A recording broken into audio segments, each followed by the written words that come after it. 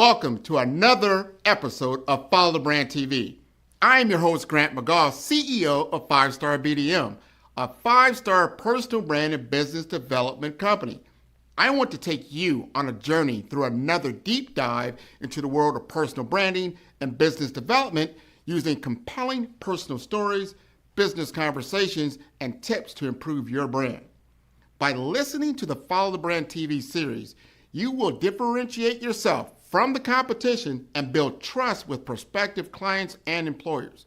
You never get a second chance to make a first impression. Make it one that will set you apart, build confidence, and reflect who you are. Building your 5-star personal brand is a great way to improve your skills and knowledge. If you have any questions for me or any of my guests, please email me at grant.mcgaugh@5starbdm.com. Now, let's begin with our next episode on the Follow the Brand TV.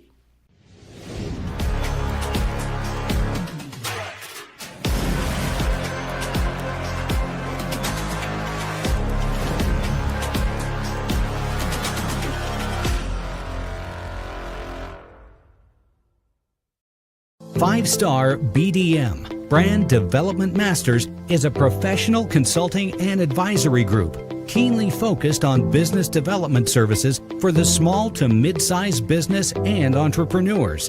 Although every business is unique, they often share business development challenges that can be addressed through smart branding. Services include process improvement and operations, digital strategy and transformation, business intelligence, digital marketing, and personal branding. Our business and personal branding company has helped a number of professionals and organizations to optimize and grow. This results in more business, more opportunities, better reach, positive outcomes. Visit www.5starbdm.com today to learn more. The AI never actually read the article. Instead, it made assumptions based only on the URL slug. Imagine an animation of an AI pipeline confidently stamping output only for a big red wrong to appear. The truth is, if the AI never reads the article, what else is it missing? If your workflow relies on archives, PDFs, or even microfilm, and you trust AI to process them, you have to ask, what else is it guessing? As Grant McGaugh puts it, if an agent can guess its way into a cartoon, imagine what happens with medical, legal, or historical truth. I am Grant McGaugh, and on Follow the Brand, Maxwell J. Riggsbee Jr., co-founder of Gadget Software, breaks down how to make AI accountable, starting with the data. Maxwell's expertise is all about ensuring AI delivers on its promise, not just its potential. We take unstructured content, PDFs, scans, archives, and make it operate like a spreadsheet, so you can navigate it, analyze it, and control what AI uses. With compute-ready documents, semantic twins, and directed AI, you choose the evidence, not the algorithm. We dive into the validator mindset, 3 checks before anything ships. How do you verify relevance, accuracy, and context before any output moves downstream? This is about building trust in every answer, every time. When archives go digital, truth must be engineered. This is Black History Month in real time. Because if we do not tell our story, precisely and provably, someone else will. Our records, our maps, our names, then is now. Listen to Then is Now, and learn how to turn history into governed knowledge and governed knowledge into power.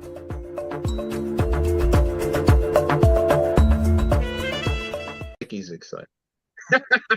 Hello, everybody. Welcome to the Follow Brand Podcast. This is your host, Grant McGaugh, and I want to welcome everybody to this particular episode. I am so happy to have my guest here, Mr. Max Riggsbee. He has a storied background. Talking about a little bit of, we were sharing notes. This is Black History Month, and these are the type of things that we want to talk about. And I want to bring something out right now. I don't see a lot of Black technologists. It's almost like the unicorn, but they're out there. They're out there, and when you come across them, you'll find out how fantastic They truly are. And I also want to speak to my young professionals, especially in the Black community, because they say, well, Black History Month, yeah, but they're always talking about something that happened 100 years ago, 150 years ago, 70 years ago. Well, guess what? Max is alive right now, and he's been doing some very, very phenomenal things. And him and his father has been doing some phenomenal things of just getting the research done. But he comes from a very long line of individuals that has culminated in his presence. We're going to first talk about some of the things that he's working on, get a good understanding of his story, and then we'll go deeper into our discussion because it is Black History Month. So, Max, you'd like to introduce yourself? Grant, it is a pleasure to be here. I'm super excited. You can see I'm wearing a little Blakey today, right? I love jazz, right? And I certainly love the great heroes of it for sure. Definitely excited about the discussion we're about to have. Well, let's jump in about some of the things you're doing right now. Share it with me. You demonstrated to me some of these compute-ready documents, what you call like semantic twins. Mm-hmm. I don't think a lot of people understand. Now, you're in a certain area of artificial intelligence and technology and business technology, business intelligence, but you are all the way up the stack. I want you to help us understand, if you could, the simplest before and after story that you can use to explain the leap to a enterprise buyer around what you do. Sure, absolutely. Thank you for the question. So I am the co-founder of Gadget Software. We are based in Hackensack, New Jersey. We've been around 10, 12 years. And our principal focus over all that time has been making what's referred to as unstructured information. Think of PDF documents, think of mail. Actually make that kind of content operate the way information operates in a spreadsheet. Mm-hmm. Okay. And to accomplish that, we use a lot of AI to read in content and to organize it into what you described as semantic twins or compute-ready documents. So what are those?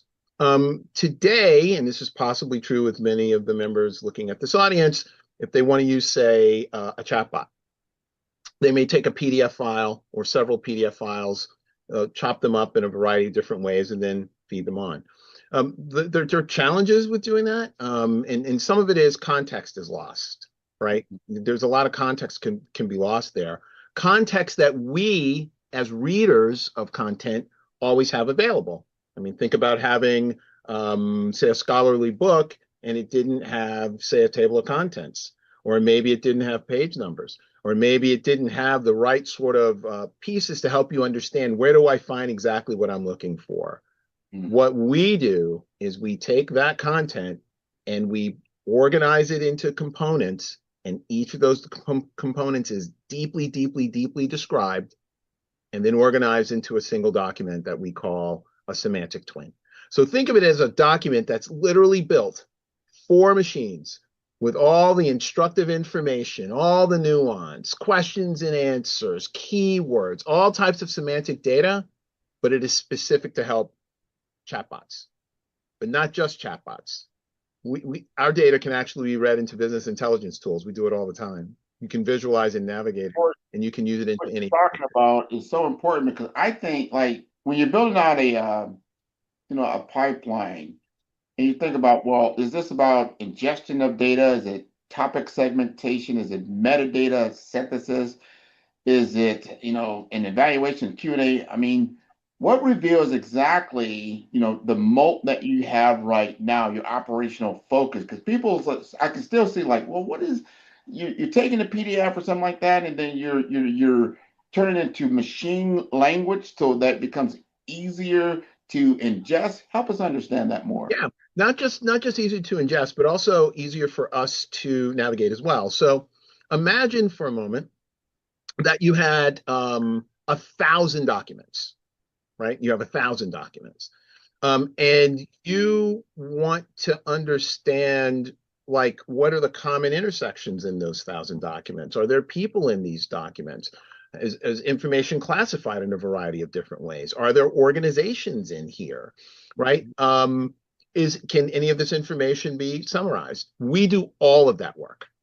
We do all of that work so that when you, and I do it all the time, you can literally take a corpus of material that's been turned into compute-ready documents and read them into Power BI and build a complete visualization and navigation that will allow you to instantly see, oh man, look at the common words that these documents all share, or the common concepts, or wait, look at all the different places that they're mentioning.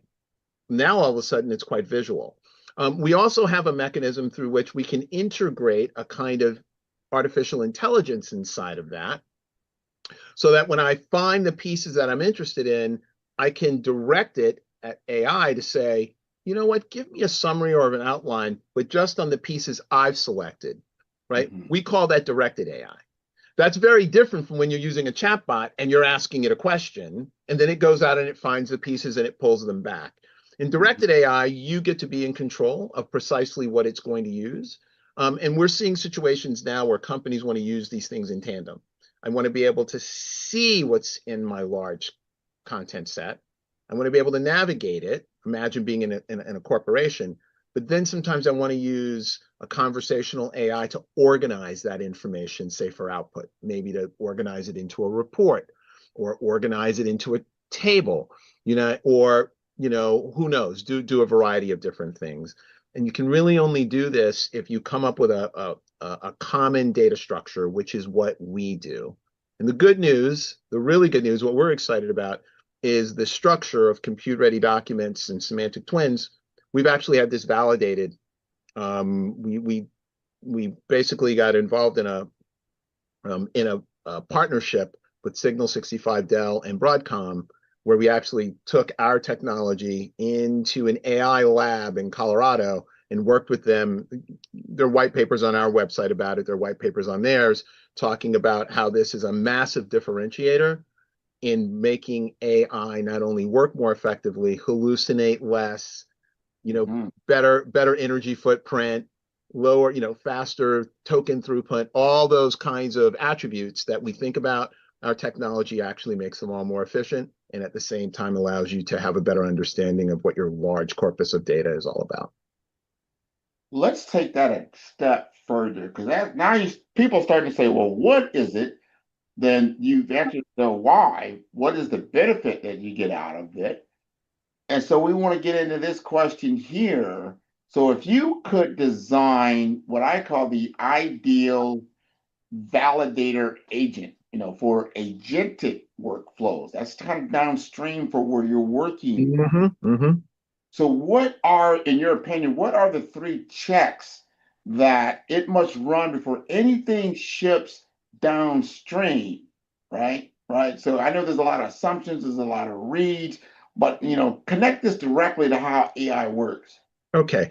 So actually, it's really funny you say this, because I just had a very interesting agentic workflow pipeline breakdown recently, not in my technology specifically, but in some tests that I run. So let's talk about that.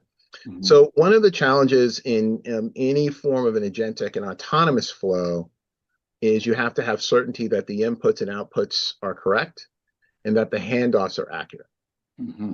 Way we do this in our technology, right? We use a lot of AI, is when we are generating what we call the artifacts or the metadata, right? Around for compute-ready documents, we actually have validators.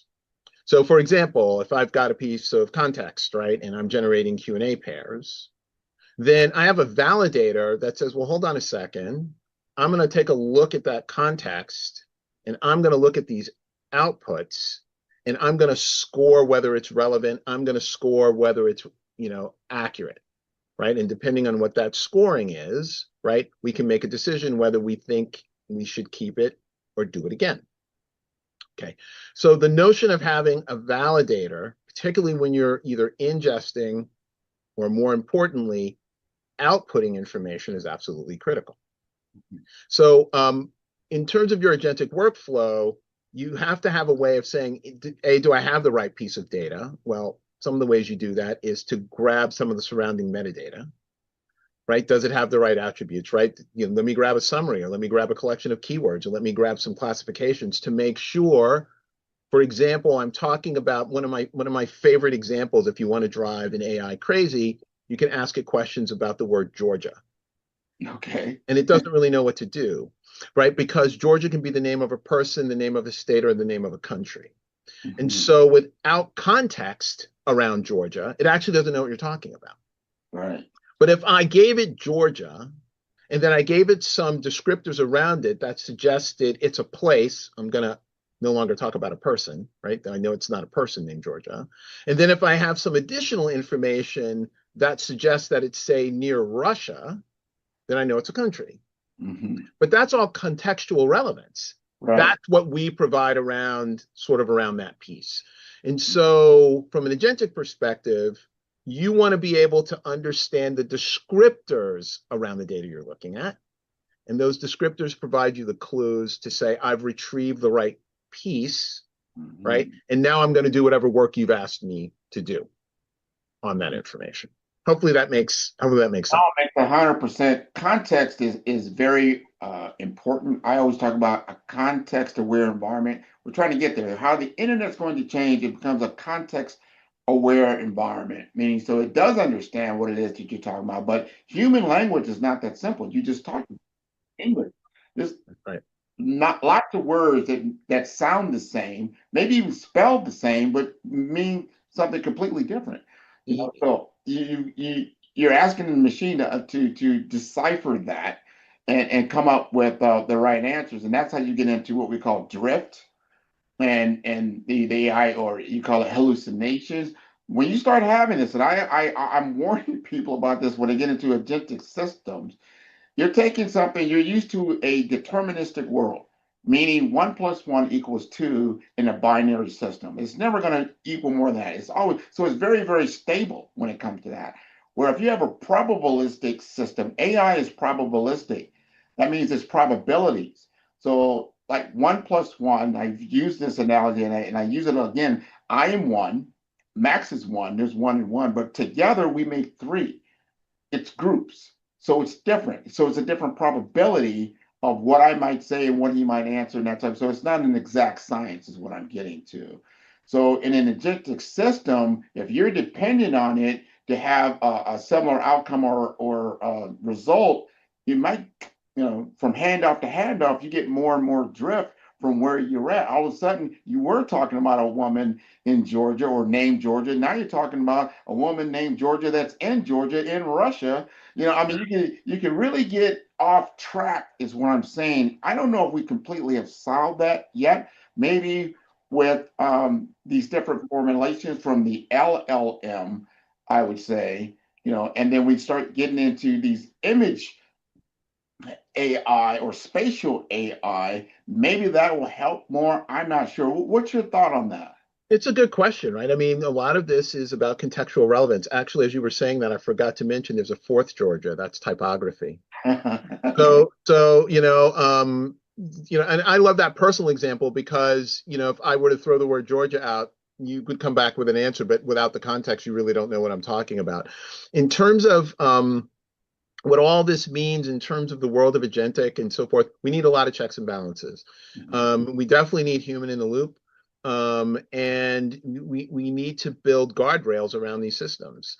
I had a situation last week, so and my goal here is not to bring in too much politics, but I'm gonna bring up this one particular issue because one of the things I do is on a daily basis, outside of my platform, I test AI systems every single day, and I do it through a mechanism of political cartooning. Now, on the one hand, I mean, it may look to people, I'm just creating these political cartoons, but actually that's not really the whole reason. The reason why I create political cartoons is it requires AI to read information and then organize output in a manner that's either dealing with sarcasm or it's dealing with some type of, point that needs to be made or some type of issue that needs to be raised. I work a tandem pipeline on this. I have 2 agents. One agent serves as a researcher. The other agent serves as an illustrator. I don't do it in one, I do it in two. And the reason is because I need to test, does the researcher understand the nuance of the political cartoon it needs to create? And can it hand off a prompt that gets the illustrator to envision that? I run these every day. If you go to my LinkedIn page, it's just filled with these political cartoons I do all the time, right? Yeah. Last week, I ran into a very interesting problem. I was dealing with the Medgar Evers problem with the National Park Service. So last week, they decided, hey, we're going to pull out all the pamphlets, and we're not going to talk about racism anymore, and we're really not going to talk about how Medgar Evers died, and we're really not going to talk about what happened to him. We're going to change all that, right? We're going to change the history. And so we're gonna build a political cartoon, but the cartoon was wildly wrong. It was just wildly wrong. And what it was somewhat suggesting that there was an apology, coming from 1600 Pennsylvania Avenue, and basically saying don't call me a racist. And I was like, well, this isn't even in the story. Like, I don't understand where this came from. And so I ended up in a conversation with the researcher, right? So the researcher is handing off information to the illustrator, and the illustrator drew this wrong picture. And what it told me was it actually never read the article. What it told me was it made an assumption, and it made an assumption based on values in the slug in the URL. Hold on. So it made a collection of assumptions about 9 words that are really designed to be picked up in SEO. And it used that to create an entire story. And then, hey, we're going to then create the prompt, and we're going to tell the illustrator to draw this picture. And the picture's wrong. Now, on the surface, it doesn't sound like much, right? I looked at it and went, no, we're not going to do that. And I asked it, some questions, and it's like, no, I didn't read it. Hold on, I'm going to read it now. And then it read it and it went, oh, guess what? My bad. My bad. I got it wrong. Here, all right, you got it wrong. Is the cartoon right? It's like, yeah, no, the cartoon's wrong too. So create a new one, and then it created the correct one. But think about this for a second. This little innocuous workflow that I run, right, is all agentic. I don't actually tell it how to draw a cartoon, and I don't tell it how to interpret the information either, right? I have a very simple prompt that tells it it's going to create a political cartoon based on 19th century cartooning. That's kind of it, right? And then my job as the publisher and the editor of the output is to review it to make sure, yeah, this is good. We're going to go publish it. But think about this in a tandem workflow. So what happens if that first agent in the pipeline misinterprets medical information? Absolutely. Right? And then it's handing that off to another agent to, right? So you see, something as simple as a cartoon, it's suddenly not that simple. It's suddenly not that simple, right? And so you definitely need the guardrail. I hear where you're at, Max. And I got to bring, because, we got to speak to this. Yeah. Especially during Black History Month. Now, you're doing your family has done a fantastic project. We want to talk about that. I have done my own project, doing some research around, hey, where did the McGaugh name come from? Number one. Brought me all the way back 7 grandfathers, all the way from the European McGaugh. They came all the way from Scotland, came to Virginia, fought in the Revolutionary War. They won the war, and then he was gifted land out in Virginia, and then he acquired the services of said, we call him Joe, became my great-great-grandfather. Very true story. But here's the deal. As you go through Joe's experience from Virginia to Tennessee, and then finally to Ray County, Missouri, where he then has a son named Green McGaugh, who's my grandfather's grandfather, who became the first person to actually be listed on the U.S. Census in 1870, who was born into slavery, but ended up being a landowner in Oklahoma. I bring this up. When you have context around history, and the true narratives around it, and we start talking about things like we talked about earlier, Jim Crow. Jim Crow is not a correct narrative of the African American experience in the United States. It is a caricature that was created by a whole nother population of people for the purpose of oppression. That's right. Then when that becomes reality, it becomes cascaded over 100, 200 years. People think that, well, that was the way it was. That was real. Like, there's nothing real about it. That was someone's opinion that got then printed into history. What are That's you right. thinking about that? Well, I think about that all the time. So I have a project that I run with my father. He's 90, called thenisnow.substack.com. That's where it is. It's public. And part of the reason it's public is because he and I decided that we felt it was very important. Somebody's got to tell the history of what was it like growing up, during the legal definition of what was called Jim Crow.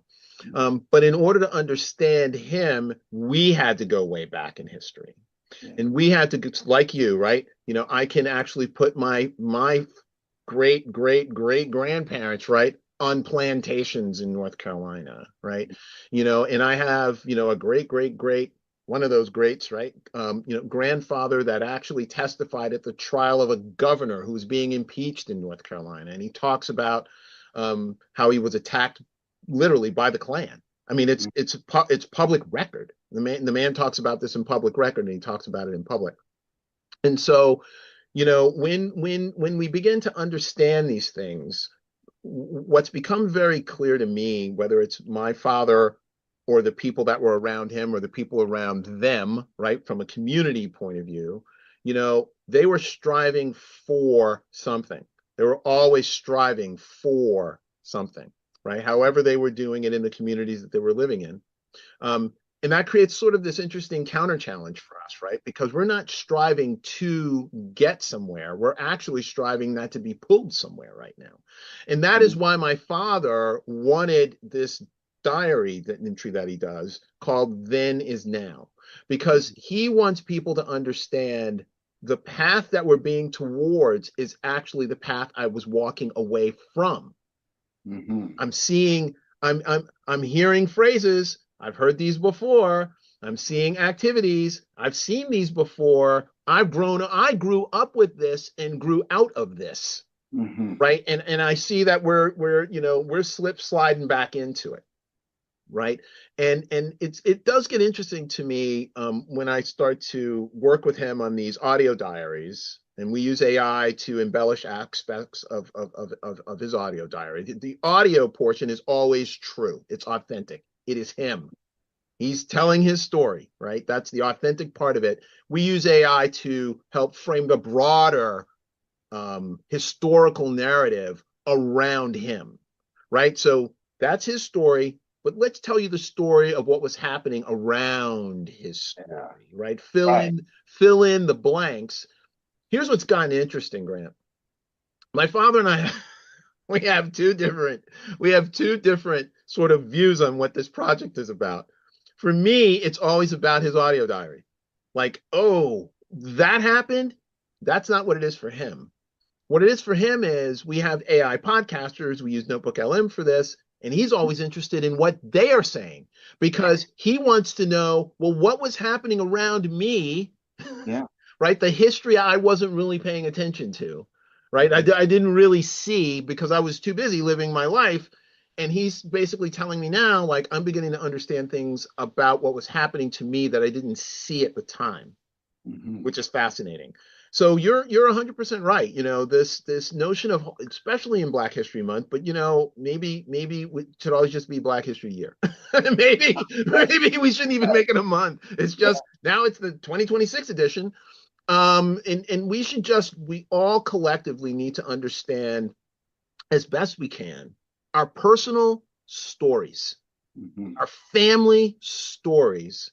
And then we want to understand that story in the context of the broader history, because it is very grounding, very, very grounding. And it's a legacy story.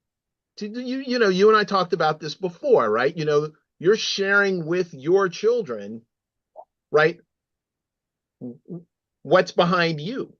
Yeah. Right. These are the people that, look at this, right? I mean, look at what folks really fought for. right? And look at what they endured. Endured is an important term here, right? They didn't just roll over, they endured it, right? And that's why I'm here, and that's why you're here, and we all need to respect that, but more importantly, we need to understand it. Yeah, and I think right now, as we are on our own media, right, Follow the Brand podcast, that is, I think is a siren call to all of us. We have to tell our story. You cannot depend on another group of people to tell your story. They're going to tell whatever story they want. You have to have your story. Back hundreds of years, what I call Joe McGaugh, he couldn't tell his story. It was illegal to educate Black people at the time. Illegal.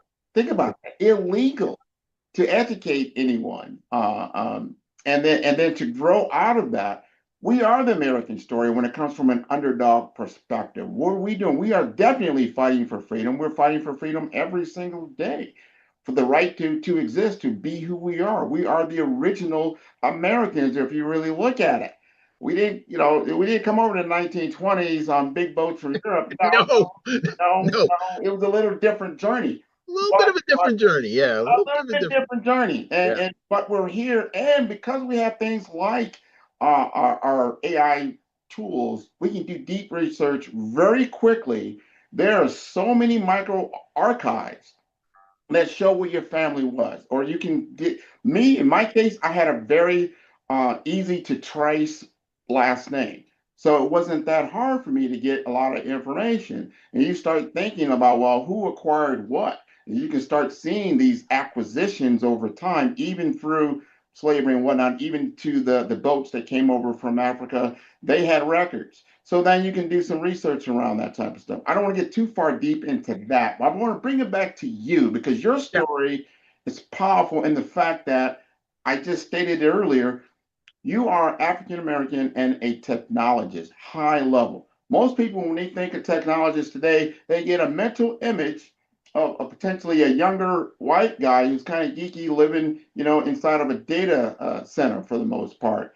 However, that image is not correct. So, getting back to our agentic AI Yeah, absolutely. box here is, if I tell AI to draw me a technologist, most likely it's not going to draw Max Riggsbee Does unless not. he makes it very, very prominent that he is who he is. How did you get into this space? That AI bias is real. So I have been wow. So I've been in the AI, not the AI space. I've been in the data space for a very, very long time.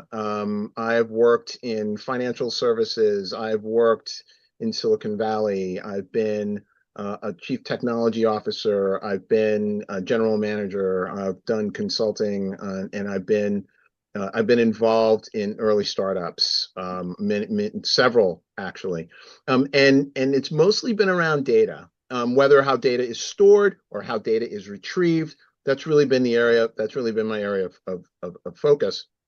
And because of that, the one thing that I actually learned is that everything goes to ground. No matter what you're working with, it all goes to data. If you have no data, nothing works. I mean, look at the large language models. The large language models don't work without data. It don't work without data, right? That's what they eat, sleep, and breathe, right? And so for me, as a Black technologist, in particular in the area of data technology, that's both networking and storage, and now actually involved in schematic structures, right? That's where I've built my expertise across a number of different industries. One other thing I'll say is I've been working in AI before. Well, I won't call it generative. I was working in natural language processing before the whole generative thing even took off, right? Yeah. And so for me, I've been doing this for a long, long time, and it's the kind of work that a lot of people don't think about. They don't think about unstructured data. They don't think about documents. They don't think about these things. What I will tell you is it's extremely difficult work. It is very, very hard. There really are no two documents that look alike. They have strange behaviors. They come in different timelines. And so what I do sometimes just to test our systems, I recently, the engineers will say, go find us like hard stuff, like go find hard stuff, right? And sort of like, all right. So I recently went and got the Pentagon Papers. Like now, the Pentagon Papers are all scanned. There's no PDF as we think about it. That stuff didn't exist, right? How does the platform do? How does our system work? Can we really get the history out of this? Can we understand it? Can we extract information in such a way and describe it that I can give it back to another AI and it can draw it? Like, this is literally the kind of stuff that we do and that I do all day long. Either with my team of analysts or I do it with my engineers. And the beautiful part, and I'll tell you something that's really. Well, wait, before you go forward, Yeah. I want you to, because I like what you just said. Now, you said about scanning the Pentagon Papers.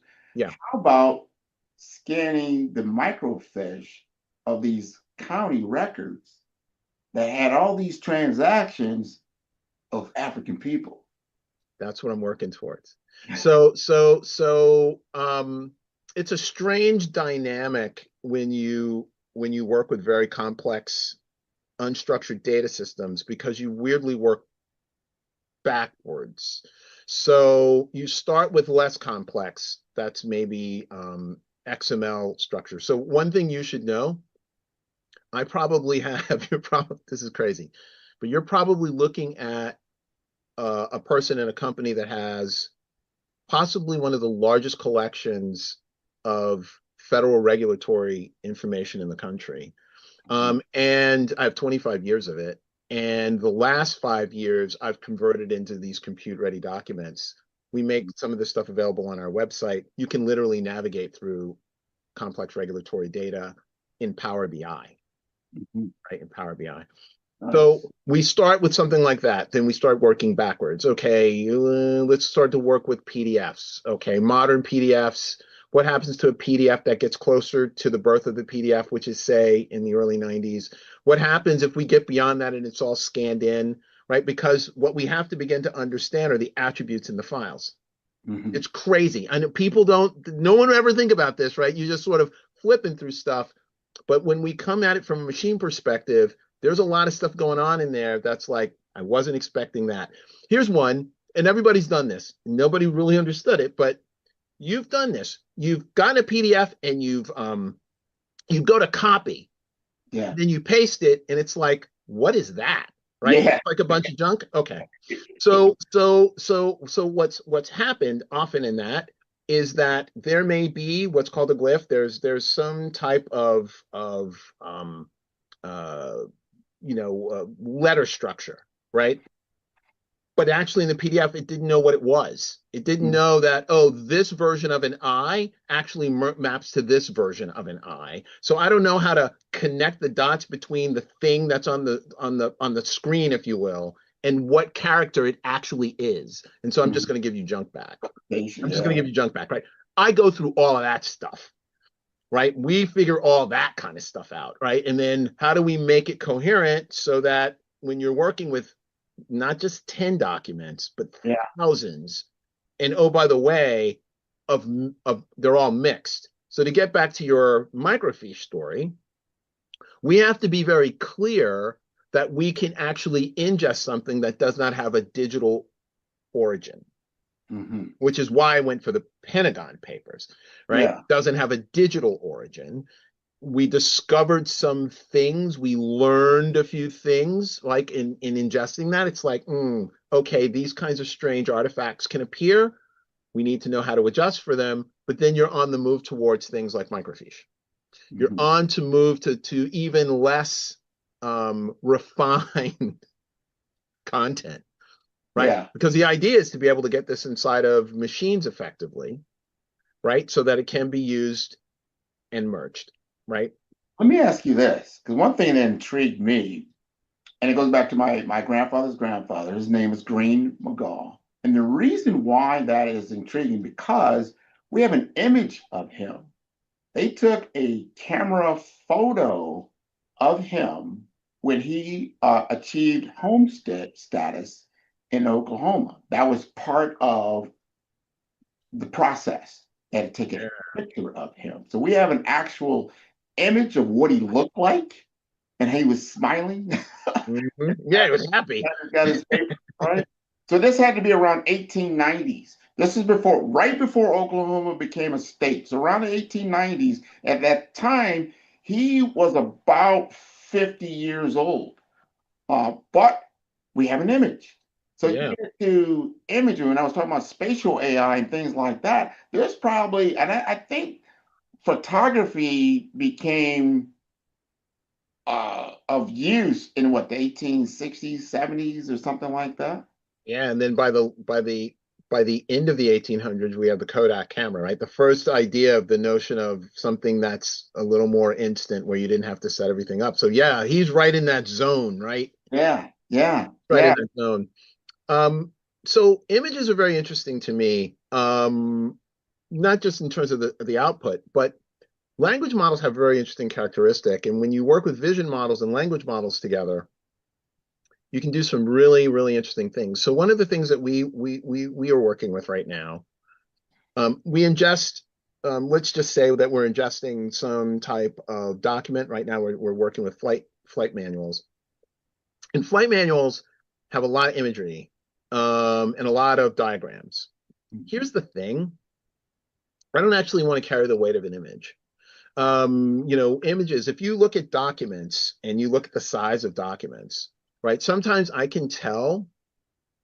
I can tell by the size of a document that it has a substantial amount of imagery in it, because PNG file, these things are heavy. Text is very light, but images are not. We don't want to carry all that weight. And so what we do is we get into prompt descriptive aspects of images, right? We want to read that content. We want to keep it in context, and we want to get into very verbose descriptions of the imagery. Why? This is one of the things I'm testing right now. So let's say that you are reading in a piece of context, right? And let's say it's out of a manual. And in the manual, there's a picture of a plane. And maybe the picture of the plane is telling you, like, how the wind, how air travels. Well, I don't want to carry that image, but I don't need to carry that image. If I have an effective description, I can actually hand it off to a model that draws images. And it just creates it for me. Yeah, you can get around, and what he's talking about there, because anybody's known that, like, if you have video, it gets into the gigabytes of information, pictures as well get into the tens of megabytes, where text and audio is very light. Audio is very, very light when it comes to bandwidth and how much it takes. We got to wrap up, but Absolutely. I want you to answer this in a way that I think you'll like. I want you to act as if you are now talking to your grandchild, who's now maybe he's 15 to 20 years old, and you have to explain to him your life, not just your life, but the life and times in which you lived. How you maybe were younger during the civil rights. I'm not sure your age, but I remember how old I was going through civil rights. What was that like? I remember McGovern. I remember running for president. I remember a lot of different things from the 60s, 70s, all the way up. How would you describe your life, and to your point, and what was around you up till now? I'm actually driven by one fundamental idea: curiosity. Curiosity drives nearly everything that I do in my life. I am curious about how people think. I'm curious about how things work. I'm curious about, if you do A and then connect it with Q, like, what is literally going to happen here, right? And it's that sense of curiosity that leads you to your own form of thinking, right? Because you're not necessarily following a path that's been created, you're following a path of discovery, right? And curiosity always also gives you the ability to listen differently, right? When people say things, like even when I'm listening to you and you're talking about, your heritage, I'm actually really curious, right? And so my curiosity, if we have more time, would lead me to ask you a whole lot of questions, right, about your heritage. How's that connected to you? And through that curiosity, I'm often thinking, how's that connect to me? Not necessarily that we're relatives, although that could be cool, right? You sort of discover that, but also, like, where's the connecting thread? And then what am I going to take from this? Because that is the other thing that I've learned that I would share with anybody. The one thing that you can share and never lose is knowledge. So do it. do it all the time and also take it from other people because they don't lose it either. Right. And so that's the one thing, or two things maybe, I guess, that I would absolutely be sharing with a grandchild. Always remain curious, always take knowledge, but more importantly, give it out, because you're not diminished on either side of that equation. Man, it's absolutely beautiful. This has been a great discussion. You've got to let people know how to contact you, because you have come up. Here we are talking about Black History Month. Matter of fact, in Omaha, Nebraska, we've got our inventors display up in the Black Museum. You invented something. You, like I said, this is not something that happened in 1870 and blah blah. This is 2026. We have Max here, Max Riggsbee. He is an entrepreneur. He is an inventor. He's a digital technologist. You got to tell us how to contact you and how we can take advantage of what you've built. Perfect. So on LinkedIn, I'm Max Riggsbee. I'm on LinkedIn. Actually, my dad's not there, so it's just me. We share the same name, so I get away with that one, right? And actually, that's a very easy way to reach me. People can reach me literally at my business, max@gadgetsoftware.com. You can reach me there. I'm a co-founder. I'm one of the few people, even on LinkedIn, I literally answer when people write me. I do. I don't know. I grew up in a time where you just do that. You just, you acknowledge human beings, right? And certainly if they'd like to visit my father's page, thenisnow.substack.com, I certainly encourage it.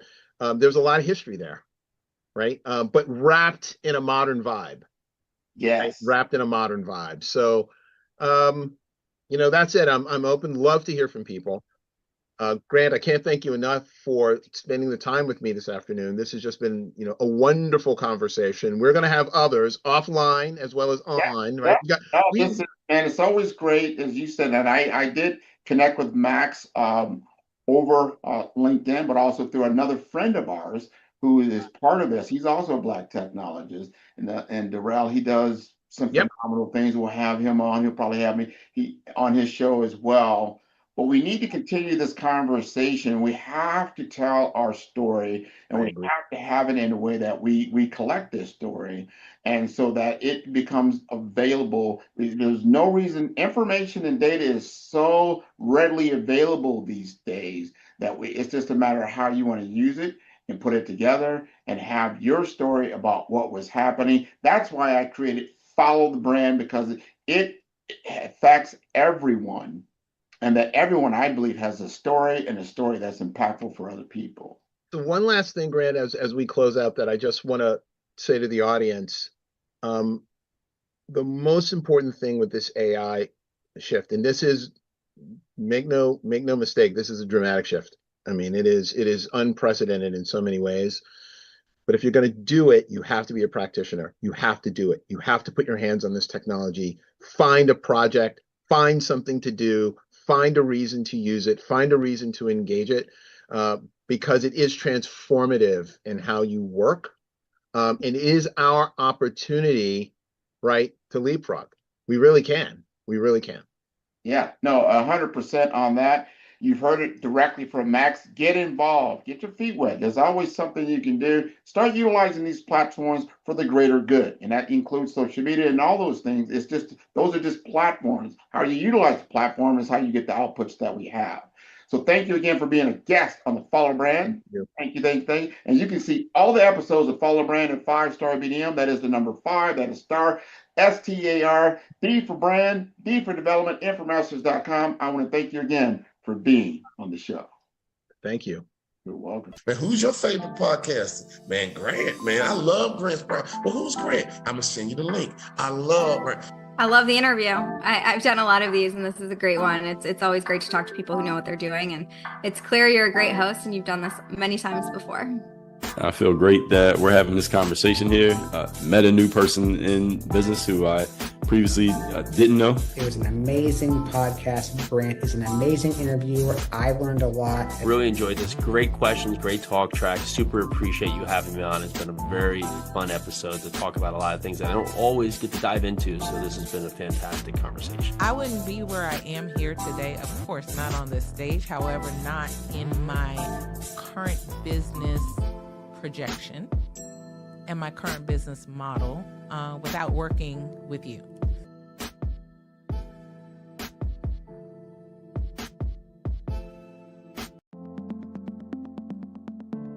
The difference between influence and legacy, it's the platform that carries your voice. You're not visible because you lack talent. You're visible because your brand doesn't speak. I've built 5-star BD&M to change that. Most leaders have the expertise, but not the presence, the vision, but not the vehicle. Across 3 cities, one brand is helping leaders rise above the noise. Here in the heart of Omaha, strategy isn't left to chance. It's engineered with precision. In Omaha, we engineered your Zachner brand, AI-powered, data-driven, precise. TISA went from a local nonprofit to a national speaker in 90 days. We don't guess your brand strategy, we build it. On the shores of St. Croix, your brand takes on depth and meaning, shaped through curated retreats and legacy experiences. In St. Croix, strategy becomes soul. Our retreats don't just refine your message, they rediscover your mission. One founder rewrote his entire company story here. Funding followed 30 days later. This is where leaders remember who they were meant to be. In vibrant Miami, momentum meets amplification, transforming your voice into a movement. In Miami, your brand becomes a movement. Business development accelerators. Audience building. Joy came with an old website and an outdated company name, but she left with 5,000 followers and a waiting list. This is where you scale with soul. 3 cities, 1 mission, your legacy ignited. It started with a thread. Let's pull it together. Stop blending and start leading. 5-star BDM, where legacy is engineered, embodied, and ignited. Visit 5starbdm.com and book your brand audit today.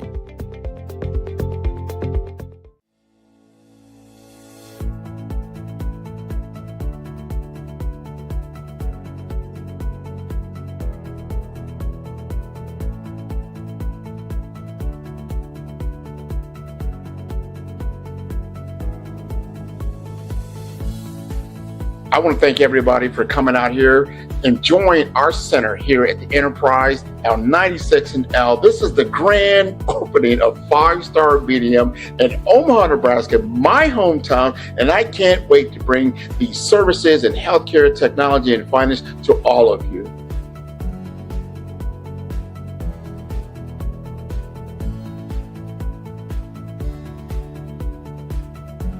Welcome to 5-Star BDM Studio. This is where we are making the Follow Brand Podcast TV series and the Follow Brand Podcast itself. This is where the magic happens.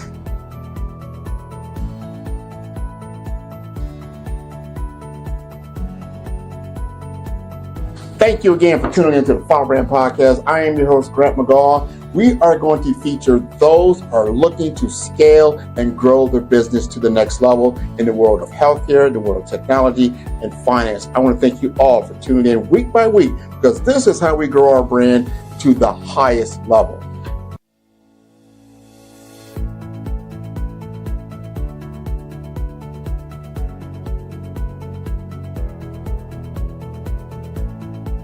I want to thank each and every one of you, first of all, for taking the time to share your vision, your ideas with us at 5-Star BDM, so we can take what you have and bring it to an ideal state. We want to focus on you.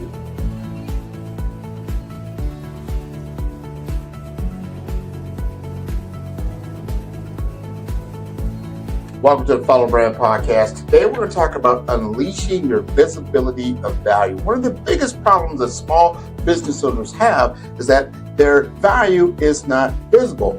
We change that for everyone. Now, for 5-Star BDM, and you're looking to be a client, you're looking to scale, you're looking to move yourself to a whole nother level. This is the way you do it. First, you book an appointment with me. You get a free consultation. We're going to talk about where you're currently at in your journey. We want to understand your brand assessment. From there, we start with the BRAVE framework. And the BRAVE framework that I have patented, I have a copyright and a trademark on. We're talking about brand identity. We're talking about resilience. We're talking about authenticity. And we are talking about visibility and execution. If this rings true for you, it'll ring true for your business.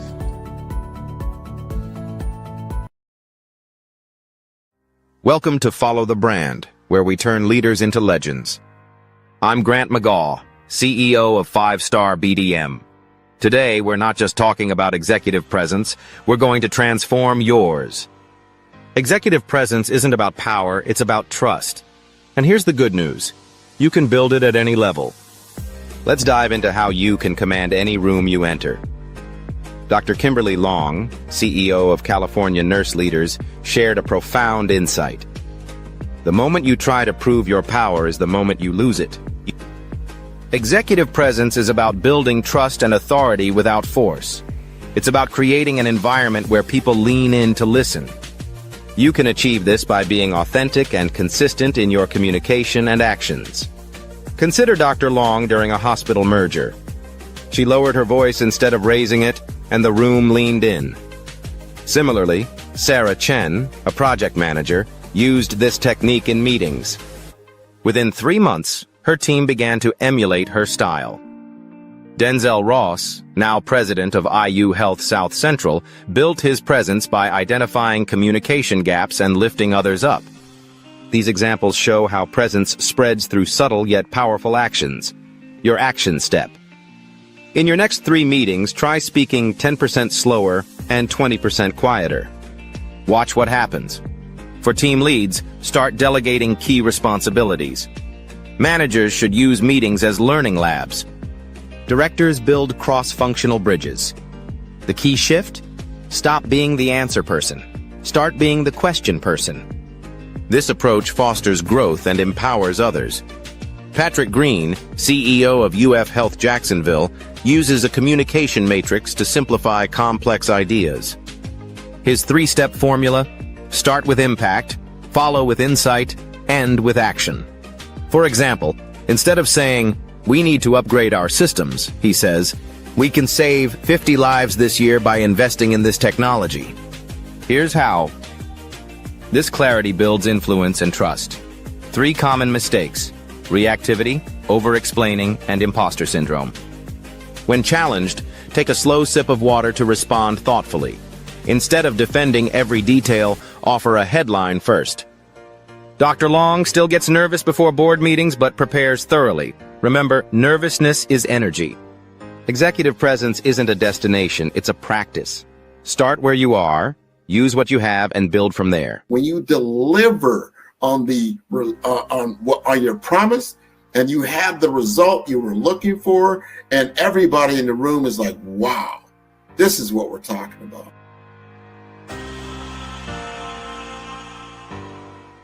What if leadership wasn't about titles, but trials? What if your breakthrough lay beyond fear? In First Light, the brave path to authentic leadership, embark on a journey of courage, truth, and purpose. Face the wolf. Hear first thunder. Wield the sword and shield. This is more than a book. It's a calling. Are you ready for First Light?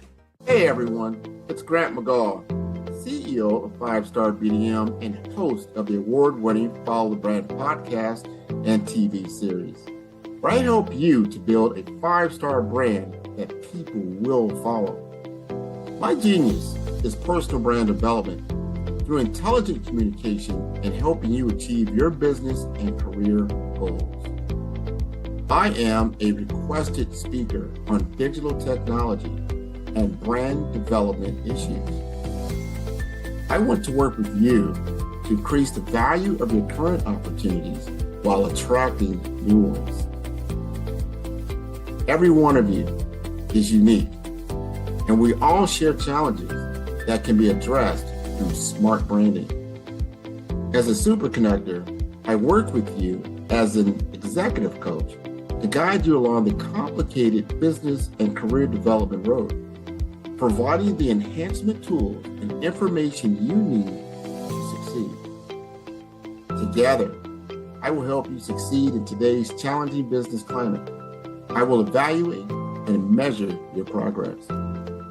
Best of all, I am right alongside you every step of the way.